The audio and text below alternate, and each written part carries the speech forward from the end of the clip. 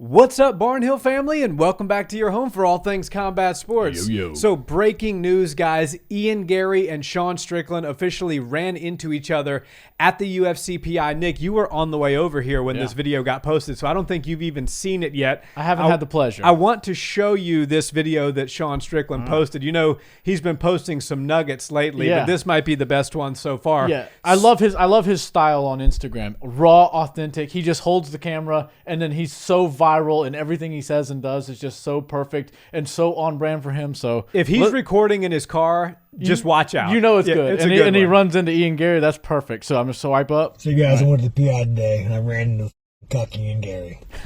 Awkward, man. That should awkward. be Ian's He looked at me fight. hard, you know. Security had to escort us around. Fucking awkward, right? I'm laughing my ass off. But anyways, Gary, I don't hate you, dude. I actually like you. I think you're a funny little dweeb. You make me fucking laugh. I think you're a dumb kid who got some pussy that was too good for him, and it got in his head and it fucked you up. And it fucked you up. I look at you like a victim. I don't want to fight you, bro. I'm happy for your success. I'm happy for you. But if you look at me hard and you're feeling some kind of way, if you're feeling some kind of way that you need to get this shit fucking handled, and you want to look at me hard, and that's what you want, slide up in the DMs, bro. I don't want it, but if that's what you want, you know where to find me, man. Bro. Okay, so Sean is working out at the PI. Ian probably walks in because he's working out at the PI. Yep. The UFC has to know this. I've been there, and I understand exactly how the scheduling works. You don't just go up to the UFC's PI. You have schedules, you have appointments, and everything like that. So while I don't think that Sean was in on this or Ian was in on this, somebody had to know that they were going to bump into each other. The UFC PI is a big facility, but it's not that big. Right. And there's only so many workout rooms and areas. Man, I love that. Sean Strickland, whether they fight for a UFC they're pay-per-view, fighting. Oh, they're fighting at You some think point. so? No question about it. I mean, Man. here's the deal. Sean Strickland versus Ian Garry in the cage makes sense as long as Sean is not the champion of the UFC. Okay. As soon as he loses his belt, whether that's to DDP or 2 or 3 or 4 title defenses down the road, the moment that Sean Strickland is no longer the champion at 185, or by some crazy stretch of circumstances, Ian Garry makes his way up to becoming a contender at 185, which I don't really see happening. Yeah. I think probably the former is more likely. Sean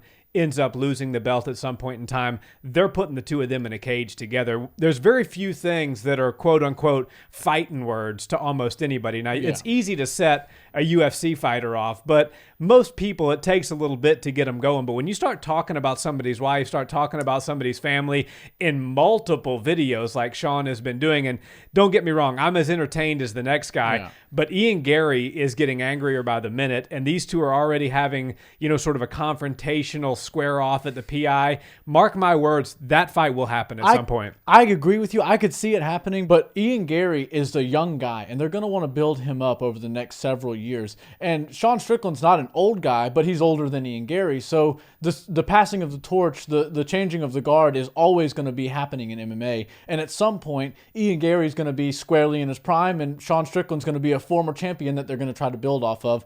And if Ian Garry's still as hot as he is now, maybe not this week and last week, but as hot as a prospect. For his sake, let's hope not. Right. Hopefully he's in the headlines for other reasons. But I think that's obviously a fight that Sean Strickland would take in a second.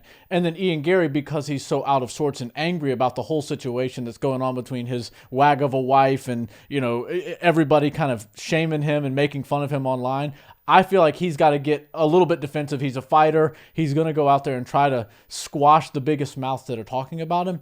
And Sean Strickland, he's the kind of guy that is so authentically himself. He's like a Nate Diaz or a Nick Diaz, but he's actually crafty and good with his words, right? Sean Strickland will come out and tell you exactly what he wants to tell you. He wears his heart on his sleeve.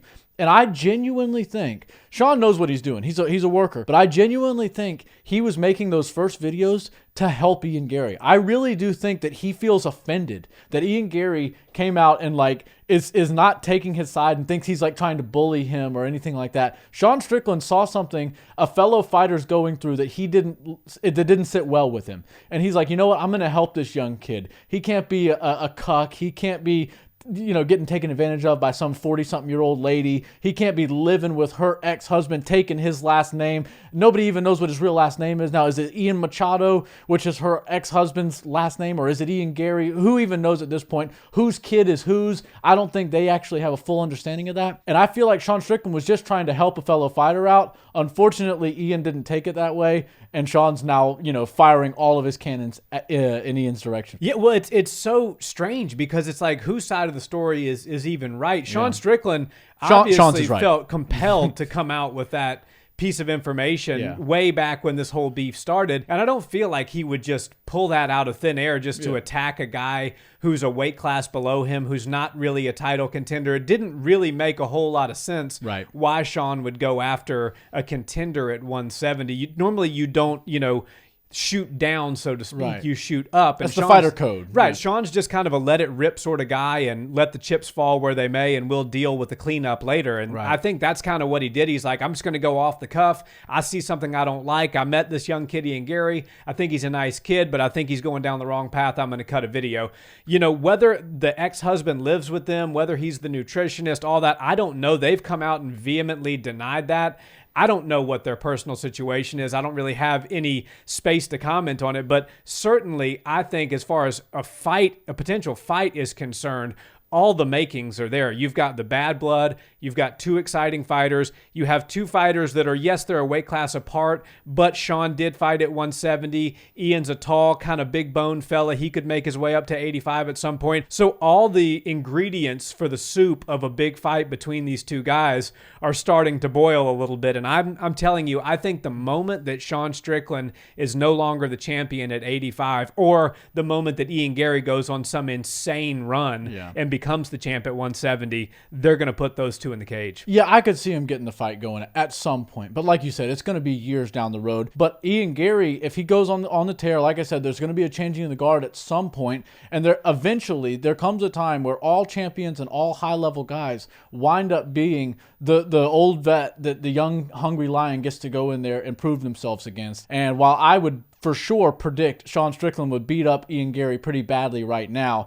and the mental warfare side would definitely go in Sean Strickland's direction, Ian Garry is still trying to figure out his footing in that whole realm. But I'm sticking to my guns here. I think Sean Strickland saw something that he really didn't like, and he made a candid, fired from the hip type of video. He said, look, Ian Garry seems like a nice young kid, but he can't be a cuckold to his 40-year-old wife and her ex-husband, and now he's turned vegan and stuff. And of course, there's all kinds of things that are saying this is true, this isn't true. There's always three sides of the story, right? Your side, my side, and the truth. And I think Sean Strickland is entitled to his own opinion on their life and their relationship, and whether he's right or wrong about it. He's given us some great content over the past few days. Everybody and their mother's talking about Ian Garry and his wife that is old enough to be his mother. Yeah, I guess age-wise, that is actually true. Yeah, and like we said, Sean is raw. He's authentic. He calls it how he sees it, like a great boxing ref. And I hope that fight happens at some point down the road. But man, until then, Sean Strickland's going to keep giving us just gems of content until his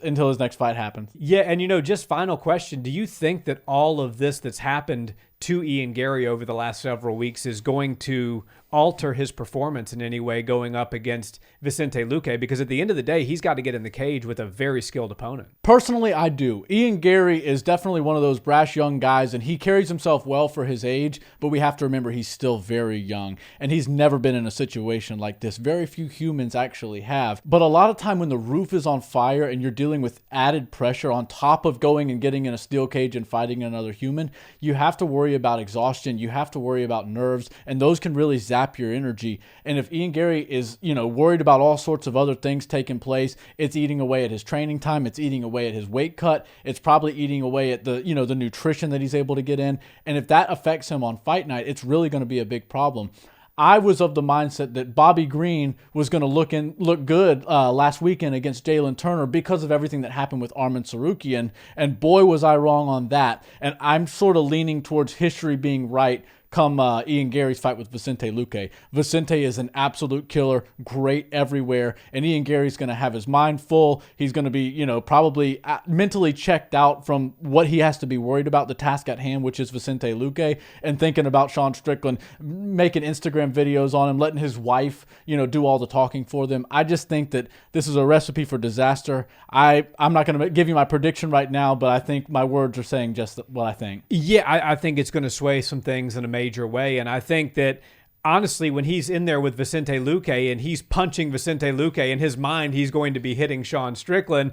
And that can really change some things as far as this fight's concerned. My easy, clear-cut prediction going into this weekend, or next weekend, was that Ian Garry was going to continue his streak and move his way on up to becoming a top contender at 170. Now I'm kind of 50-50. We'll reserve the final prediction until next week when the card gets a little bit closer. But this fight just became a lot closer, in my opinion.